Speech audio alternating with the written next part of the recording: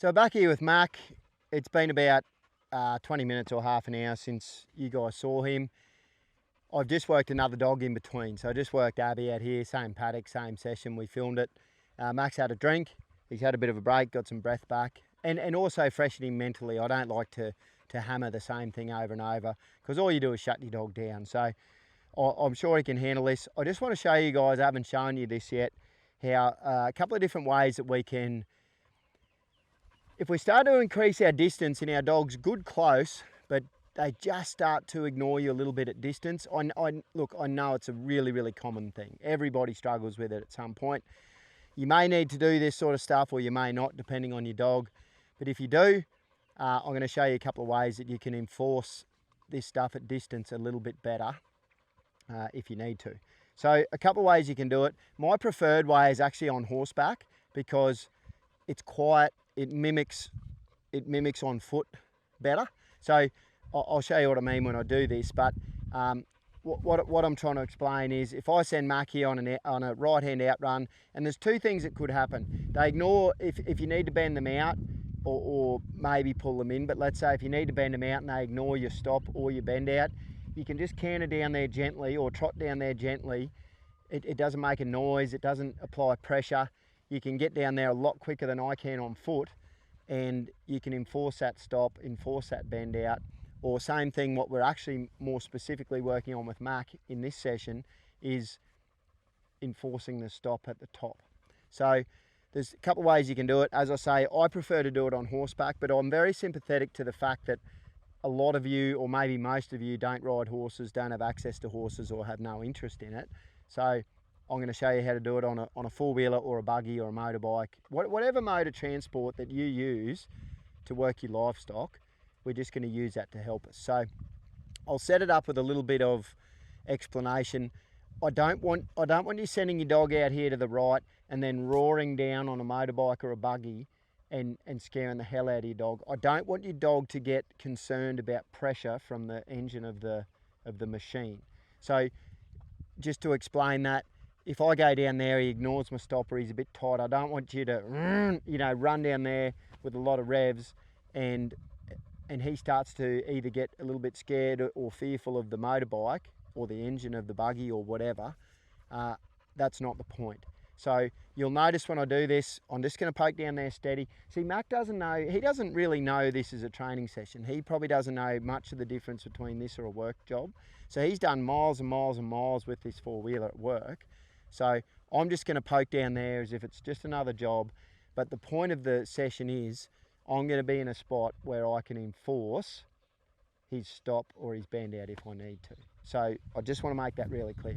The other thing I just want to reinforce is, I prefer to do this on horseback because it's quiet, it's peaceful, and it mimics on foot a little bit more and reduces the risk that the dogs start to work off the pressure of the engine. So I'm going to set him up as if this is a work situation here, Macca. I'm not going to send him from my feet, but I do want him on my right. Watch him. Watch him. Good boy. Watch him. Not me. Watch him. Good boy. So I'm just going to poke up there now. He behaved himself. See how much he just bent out as soon as I started this bike.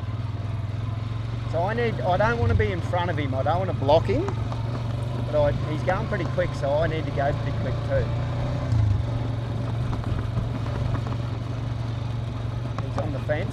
So I don't want to be in front of him. I just want to be behind him, but close enough that I can enforce this if I need to. So he's gone to the corner. I'm going to leave plenty of room here, but if he ignores me, make no mistake, I'm going to poke up there and enforce it. So he needs to get to 11 o'clock.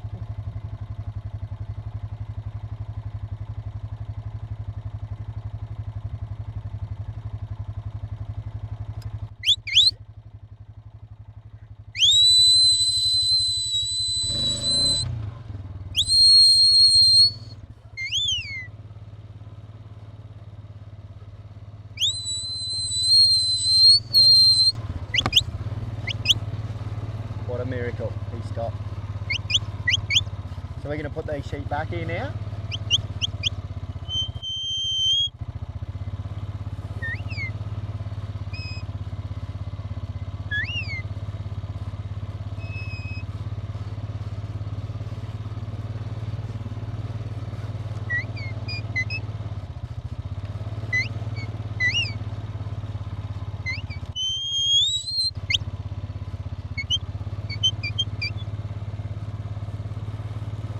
This is no different to a little work job. It's no different to when I was on foot.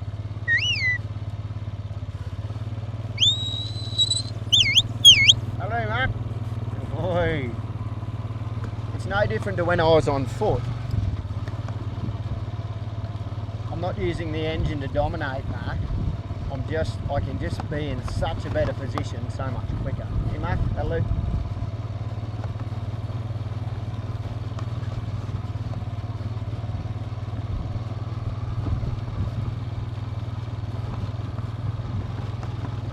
Mack. I just want Mack on my right because we're going to set up for another right hand outrun. Hey, hey. Good boy. Good boy. So notice everything's the same. I've got him on my right. Hey, Mack. Hey, hey. Hey, Macca, Macca. Hey, Mack. Just going to set him up here on my right again. I'm going to leave the bike running this time. Watch him. Watch him. Watch him. Watch him. Good boy. Same thing. Just going to poke down there steady.